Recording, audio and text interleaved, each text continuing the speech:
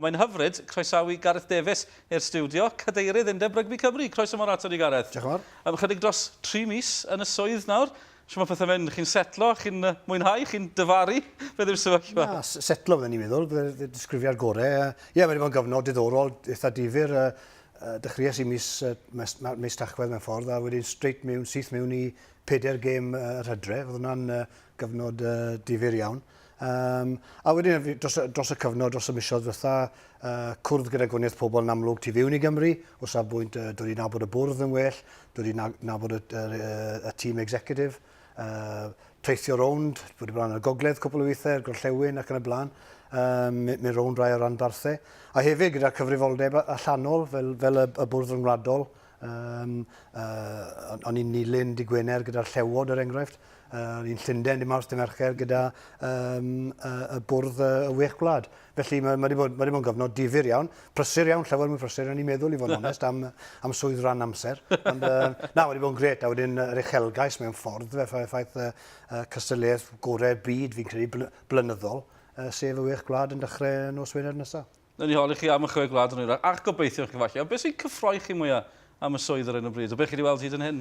Mae lot o bethau da'n digwydd, fi'n credu un peth sydd wedi agor yn liged i fi'n credu y gwaith sy'n mynd mlaen. Y pethau mwyaf disgler fi'n credu, a o safbwynt rhoi gobeith am y dyfodol, cynllun mae Josh Lucy, y pennaeth rygbi wedi cyflwyno dros y 4 mis diwetha, 5 mis diwetha, ddar mis Medi, y cynllun mae, raglen mae o cael swyddogion datblygu yn ysgolion yng Nghymru. Mae 43 ysgolion gyda ni nawr, a beth sy'n digwydd bod yr undeb ar yr ysgol ble mae'r swyddogion yn neud i catre yn rannu'r gost. A felly, ond na beth ni'n gobeithio yna bod y 43 yna yn mynd i fi lan at, falle lan at tua 100 dros y 2 flynedd nesaf. A mae wedi cael argraff arbennig iawn, hyd yn oed yn y 4-5 mis cynta. Mae 24% o gynnydd o safbwynt pobl sy'n wario rygbi yn ysgolion uwchradd. Felly mae'n edrych bod y cynllun yn gweithio, felly fi'n gwybod yn bwysig iawn bod ni yn edrych i fuddsoddi am y dyfodol. Ac yna beth rwy'n gweld yn rôl i, mae pobl yn tueddu falle feddwl, ac bod fi wedi wario, ac bod fi wedi bod gyda dreigiau a Caerdydd, a dim ond yr elfen, yr ochr top. Ie, wrth gwrs. Llai beth o ddylanwadu'r top, i fod yn onest. Mae pobl fe Warren Gatland a Rob Howley yn neud yna. Felly, yr unig beth gallai wneud a'r bwrdd i wneud mewn ffordd yw dylanwadu a sicrhau bod dyfodol i'r gêm. Mae rai ni sôn am y chwe gwlad. Mae'r carnifal blynyddol ar fin ail ddechrau. Chi wedi bod fel chwaraewr yn ochr arall y ffens fel petai nawr. Pam chi'n meddwl bod y gystadleuaeth mae'n cydio gymaint yn ychymig cefnogwyr? Mae'n cynnwys pawb bod ffaith bod ni'n siarad am y wech gwlad beth bynnag, ond y cefnogwyr er enghraifft, maen nhw'n parnu mewn i'r peth, y llu o bobl sy'n teithio i bob un o'r gwledydd, ni'n ystodais dros y blynydde o'r Cymru, 10-20,000 yn mynd lan i'r Alban, a mynd draw i Iwerddon ac yn y blaen, hen ffilm Grand Slam wrth gwrs, gyda Dewi Pws rai blynydde nôl. Felly mae rhywbeth unigryw yn perthyn i'r holl gystadleuaeth, a mae'n tyfu, a mae'n mynd o nerth i nerth wrth gwrs.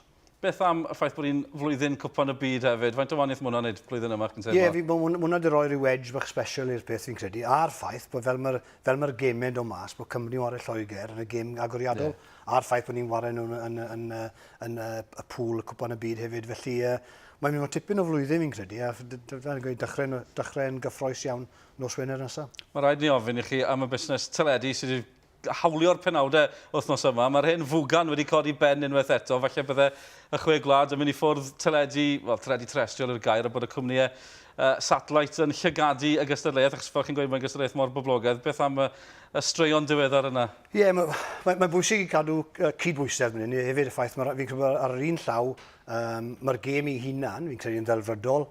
Ie, mwy na hapus i gario ymlaen ar BBC, yr holl ymdrech, cefnogaeth a'r sgiliau sy'n dod i'r raglenni yn arbennig. Ar y llaw arall, wrth gwrs, gyda costiau'r gêm yn Milan, mae rhaid edrych ar arian sy'n dod mewn hefyd.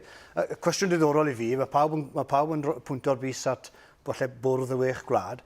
Byddwn ni'n pwynt o'r bus nôl falle ar y BBC hefyd, os ydyn nhw'n moyn cadw gystadleuaeth, os ydyn nhw'n gwerthfawrogi'r gystadleuaeth, fel maen nhw yn i fod yn deg, wedyn fi'n credu bod rhyw ddil i gael ei wneud, ond fi'n credu bod, a dwi'n credu bod y gweinyddwyr y byd rygbi yn mynd i fod yn greedy am y peth, ond fi'n credu bod nhw'n moyn gwerth beth o'n nhw'n yn ystyried sy'n gysylltiedig gyda'r gysylltiaeth. Felly mae trafodaeth yn bendant, ond mae rhaid y naill ochr a llall fod yn resymol. Mae'n sefyllfa ddiddorol. Sdim byd fel penderfynu'r busnes yn y byd rygbi, mae'n ochr emosiynol i'r cyfan na'r broffan. Wel mae fe, fi'n credu, a i fod yn dig, ond i'n cyfarfod wych gwlad dydd Mawrth ydy mercher pan gaf gododd yr holl beth na pham oedd y newyddion mas dydd Mercher ddiau.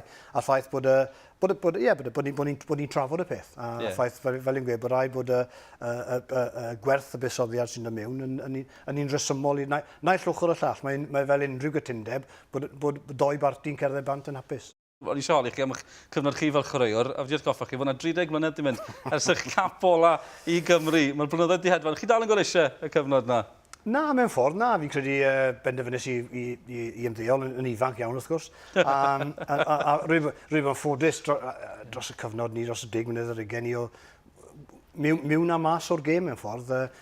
Byd teledu gyda'r BBC ac Esbyrrec, neu pethau eraill wedyn gyda Gaerdydd a Dreigiau. Nawr, cynrychiolwyr undeb fel cadeirydd. Sut brofiad oedd hi? Dyddiau cynnar na gyda Cymru, achos lot ddim yn cofio.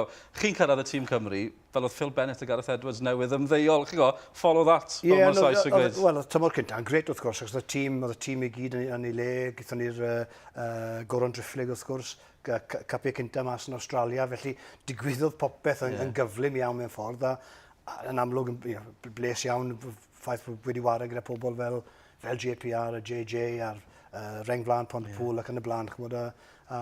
Felly ffodus iawn a'r atgofion yn felus iawn. Lle gredu, a jyst yn ôl, mae'r pwysau nawr o'r tîm Cymru, dwi'n ddim byd newydd dwi'n cymryd o'ch dyddiau chi hefyd, mae rhaid ar ôl y roi sair, mae'n siŵr bod yr un pwysau yna. Fi credu ni chi cymryd y pwysau sy'n ni'n cael 100 miliwn y flwyddyn. Pwynt da, na i ddim dadle da hynny o gwbl hyfryd.